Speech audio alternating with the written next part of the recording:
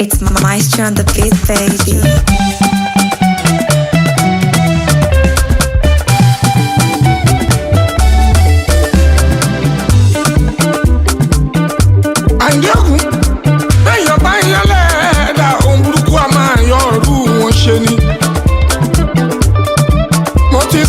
Tẹ́lẹ̀ nínú orin tó ré kọjá ẹni Ọlọ́run fẹ́ lọ́mọ èèyàn fẹ́.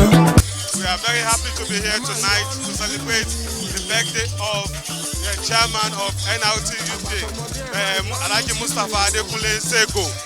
And it's a beautiful night, as you can see, colorful. A lot of people out here enjoying themselves. It's crazy, it's mad, it's enjoyable, it's fantastic, fabulous. I can't name it. You have to be here. If you are not here, you miss it. This is where the world stops tonight. That's where we are. Goldmyne, peace out.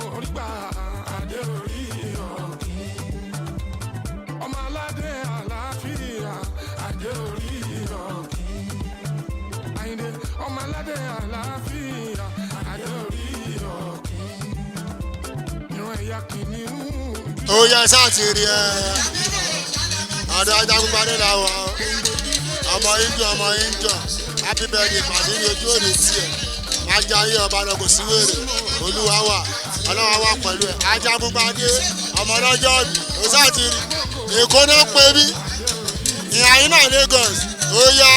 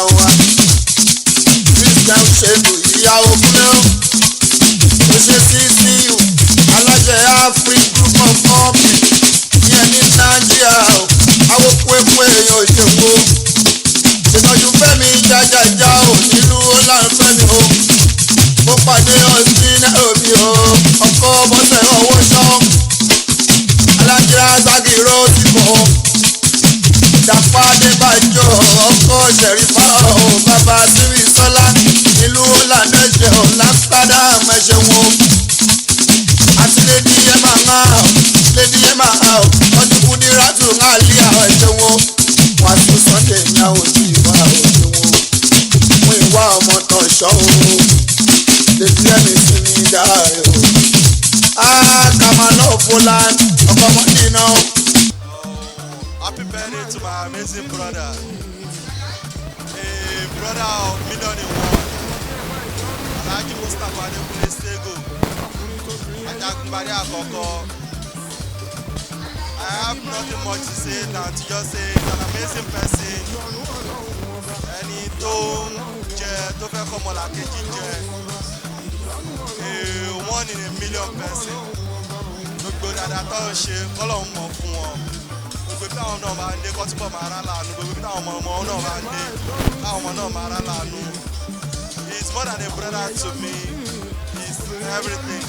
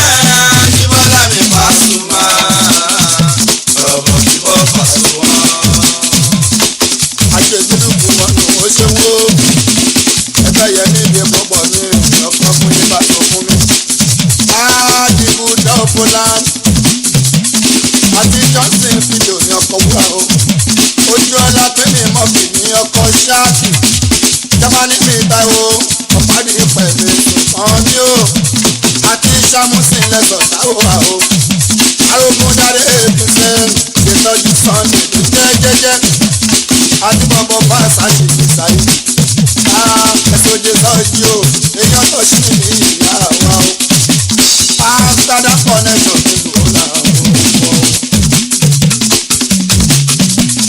Adélùkọ nínú ìròkò sọmọ o.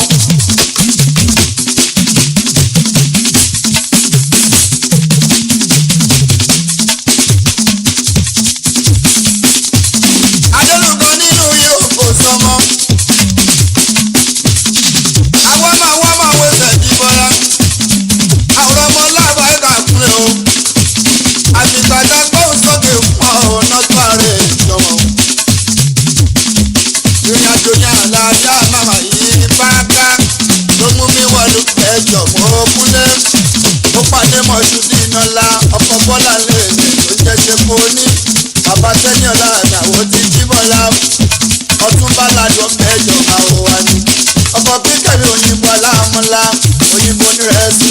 Màmá David ní màmá ìfẹ́ta o. Mo pàdé alówó lèmi rẹ̀ ní. Wọ́n kọ́ káyà tó rẹ̀ ní. Ìmọ̀ládé ìsàn lẹ̀kọ́ mi fún bọ́là. Ìpàdé àwọn olóṣù mi bá ṣu. Àwọn olóṣù oúnjẹ bá ṣu o. Ṣé fòkú dáná ẹ ṣe wọ́n jọ́? Dọ́kítà Láńjẹ́ o, Aláńjẹ́ o, Dọ́kítà Láńjẹ́ o. Ọ̀fẹ́jọ́ mẹ́ṣẹ́ ẹ bá ṣe tọ́jú mi wá òun ọ̀fẹ́jọ́ máa wá. Olú ayé dání òun ẹ ṣe wọ́n. Túndé Napoli ni ọkọ̀ Juliet ìkàlùkọ́ níjọ́ ńlá ní. Àràmọ́ ní fútbọ́là káyọ̀ o. Àjọ̀nù Káyọ̀dé ṣe wọ́n jọ́. Ó fẹ́ fẹ́ gẹ̀rẹ́ o. Ìyàwó iṣẹ́ lọ́yìn. Àwọn bí ọ̀la mi ò jọmọ́. Màmá ti àwa. Òyìnbó ló jẹun pẹ̀lú nílùú bẹ́ẹ̀ jọ bó ṣe o. Ẹ̀yà òjàlá tó ẹsẹ̀ òkú sex control ní gbogbo wọn. Àwọn eléyìí lójú mi ti bá dé lùbẹ́jọ́. Àwọn tààrí ilé ni ẹbí ẹ̀bọ̀ bọ̀rùkà. Èèyàn ti náà láàtọ̀ ń jẹ mọ́ṣúdì o. Ọlọ́ni púpọ̀ láàdó ọmọdéjọ́ mo. Èèyàn tẹ́lẹ̀ nìyàn bí ọ̀la ní ọ̀ṣọ́ mọ́.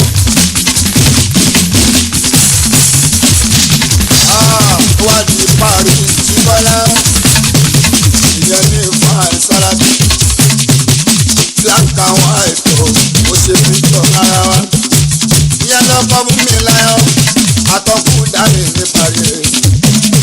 Ìdòwú mi nógú, àbúrò ẹsẹ̀ bọ̀yìn láti bọ́lá. Èèyàn ta kókó fútbọ́ọ̀lù àti pàrọ̀. Ẹ ṣe tọ́jú fún Kẹ́hìndé ṣá. Last quarter òkú yìí o. Etí o wá wà lábí tán kú táwọn. Ọmọ pàdé ẹni parí.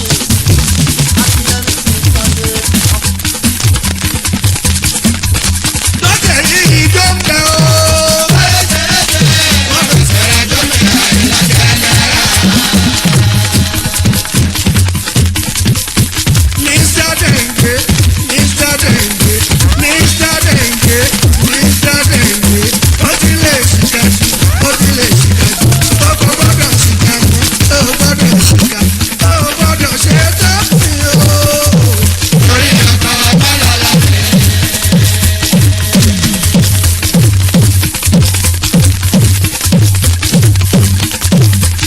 Mr. Denge, Mr. Denge, Mr. Denge, Mr.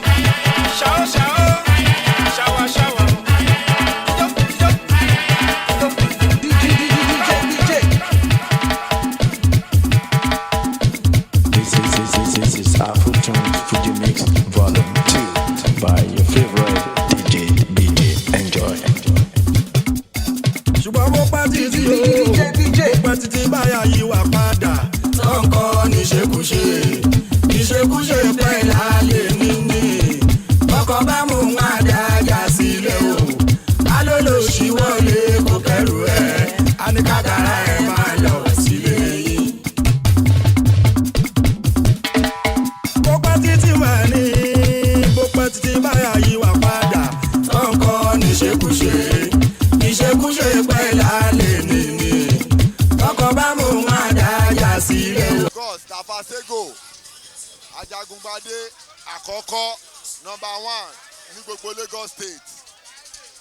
Ọlọ́run ló ní kó rí bẹ́ẹ̀ gbogbo nǹkan tó ṣe ní bíbá ilé ní àlékòrè gbogbo nǹkan tó ṣe nílé ní kọ́lọ́n kó dá padà fún Mustapha Sego lágbára tọ́ Ọlọ́run ọba because ilé ayé kò easy èèyàn tí ó wá mú nínú nǹkan tọ́lọ́run fún tó wá fi ṣàánú àwọn èèyàn kò ń ṣe nǹkan tó easy because àwọn èèyàn nílé ayé yìí tí Ọlọ́run dá oríṣiríṣi èèyàn lọ́lọ́run dá bẹ́ẹ̀ kéèyàn lè mú nínú nǹkan tó ní kó lè fi ṣe àwọn èèyàn nítorí àánú kọ́lọ́run kó jẹ́ kí ọjọ́ bí ẹ̀ kó jù báyìí lọ lágbára tọ́lọ́run ọba. I'm here to jubilate with the #1 citizen of Lagos, National Union of Road Transport Workers, for his birthday today. Many happy returns to him. And we're really enjoying ourselves here. Thank you very much. I'm here with my uncle, live and direct at Safa Sego's birthday. We're all having fun. It's very, very okay. Thank you very much. ọmọ àdìo ajagunpadé adékúnlé ajagunpadé àkọ́kọ́ ọmọ ìjì èyí ni à ń ṣe ọjọ́ bíi ọ̀gá wa alhaji Mustapha adékúnlé àdìo bàbá èbúté mr tọ́kàndù ajagunpadé àkọ́kọ́ èkó Sego kò ń ṣèkó mọ́tò èkó Sego à ń tọjọ́ bí wọn lẹ́nu inú mi rẹ̀ dùn gan tẹ́ bá wọ̀ ṣẹ́ sáré èrò pọ̀ lọ́tún lọ́sí tọ́wọ́ bá wa yọ̀ tọ́wọ́ bá wa celebrate alhamdulilayi gbogbo anybody bọ́bá yẹn filé lẹ́sìn lọ́mọ abáláyà tàlàáfíà. It's Maestro on the beat, baby.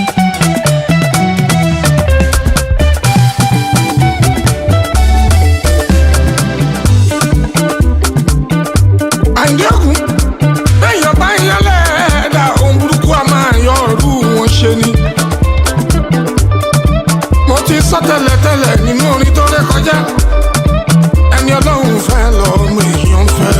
We sure hope you enjoyed this video. For more entertaining video content such as behind the scenes of music videos and movies, music concerts, premieres, interviews, and exclusive gists, subscribe now to our YouTube channel GoldmyneTV and be unleashed into a world of super excitement.